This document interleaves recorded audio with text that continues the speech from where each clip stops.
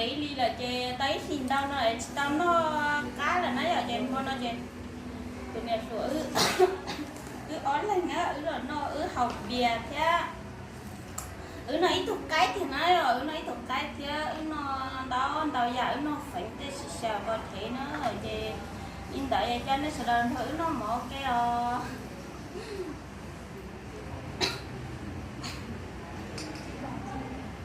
mời có ăn cơm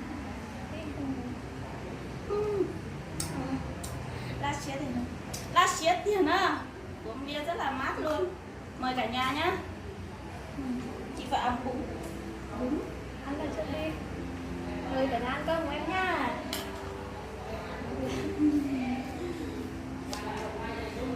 Đời nước mắm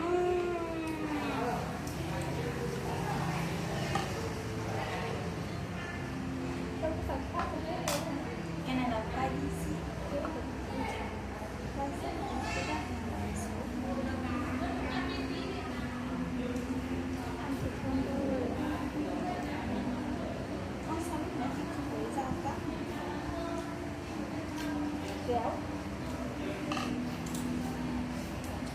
đấy à?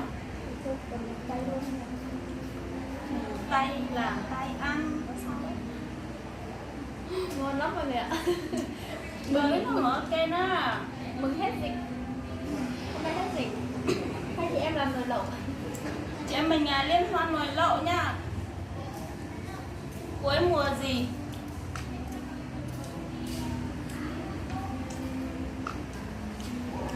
gõ vì nhau nó mở cái nè rồi nó chỉ có hai đồng bóng nói rồi thì thuận này là gì của cho kia nói là chỉ có hai đồng bóng thì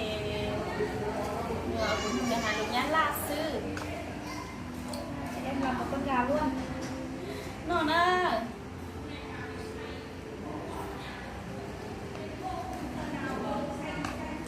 còn lại ngon nhỉ. Em thấy mặt tao nói vậy à, chú đi tới ý là trong hạt tiền ít trong tao nói gì thì nói rồi cho dùng một cá thì bỏ lên nó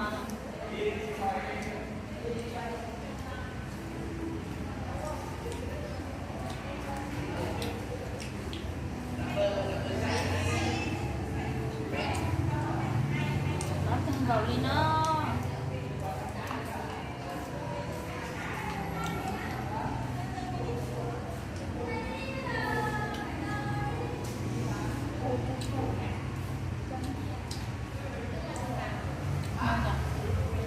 ngon quá luôn. Lâu lâu mới được ăn. Tên tháng rồi mọi người ạ. Tới thì đâu nó nấu cá là nói rồi chị nó nói chị đi chờ ở đấy cái lộ nó nói ở nó rau nhùng kia nó phánh kia chẳng nó đó tao giả xì sợ có thế chú lọ tê kê nó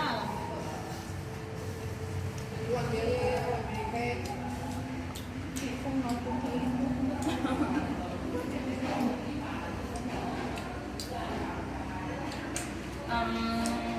người đi làm thuê công nhân thì phòng hơi lộn xộn, mong mọi người thông cảm cho nhá.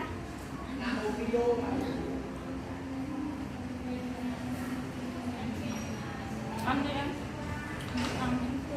Bạn nói bố ăn hết. Ngon quá.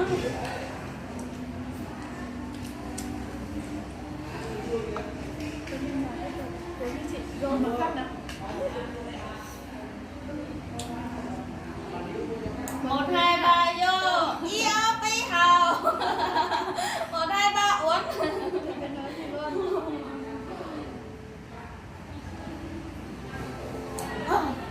là xếp thì đến đấy rồi Ngon cực. Gì cho chữ họ ít cái gì thế nữa rồi chỉ cả hồng năm tao nhé hồng tao về trả cái căn về dùng cái cành kia dùng lì lì nữa uống nhiều sợ ngày mai mệt không ăn nổi cơm uống một chai thôi, hai chị em làm một chai thôi nhá. Yên tâm đi má nghỉ mà. Ngủ cả ngày.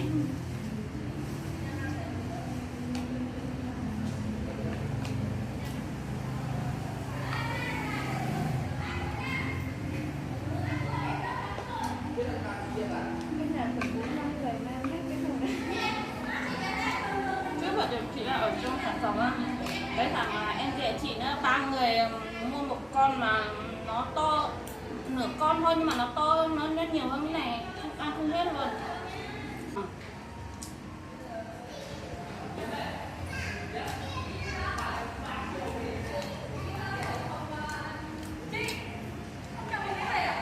Ngon tuyệt vời luôn. Bỏ ít rau vào đi em. Thì bật lên nó 19 rồi. Nó vẫn còn bật mà còn chỉ nhỏ thôi.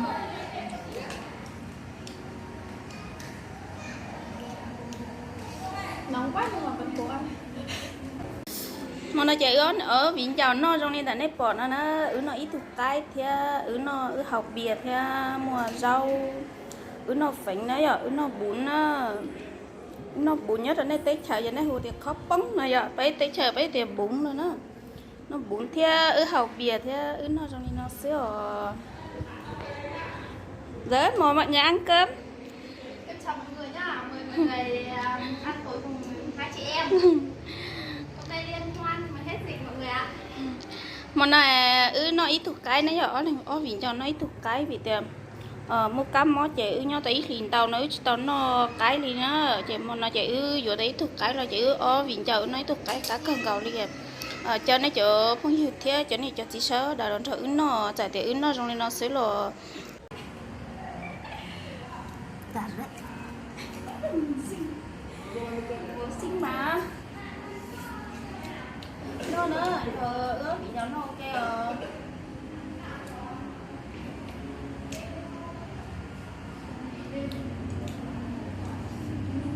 Nước canh của nó ngọt lắm luôn ấy. Tại vì mình ấy chỉ toàn ăn rau thôi chị.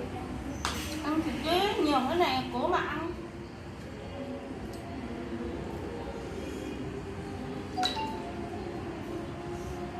Cay vừa chua vừa ngọt.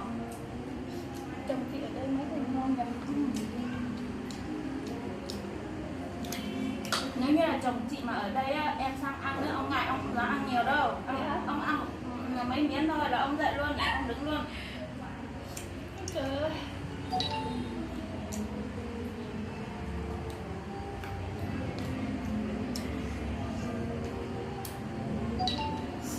Nhớ trong đâu của cháu không nhìn chúa đang chua tùi à. Mình thử nó mỏ nó trong đi nó xíu rồi. Thế thay cho nó sai rồi, cho nó ra thì cũng rồi biết rồi.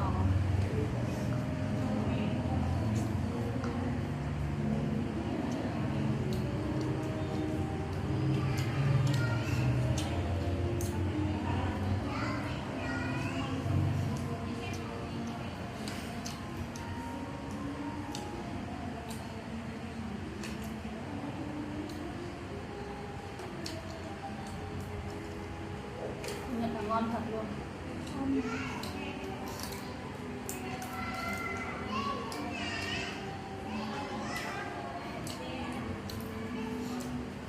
Ăn đi dỡ nhiều quá ăn đi. Có ăn mà. Cay là vừa ngon đấy. Hơi cay tí. Tại vì nước chấm không cay, cái nước này nó không cay. Ăn thì đủ gia vị luôn, ngọt ngọt luôn. Mình cho lẩu sa tế vào nó không được ngon như là mua gói lẩu Thái này bỏ vào. Cái kia nó có dầu nhiều ấy. Cái này em cũng cho hết chai dầu của chị luôn ấy.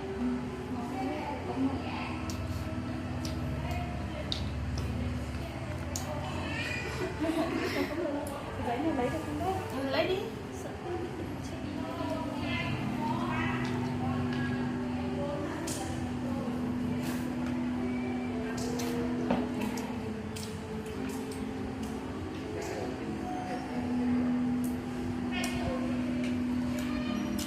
Uống gì nữa?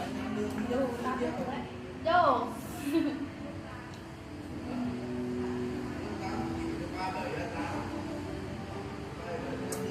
Ôi, lạc xiết tiền đấy nè. Mát quá mà. Kỹ về mà thì chết. Của em mà sang em rất mình vui lắm. Mày mấy đứa nó thì nó sang cho mà làm cái gì.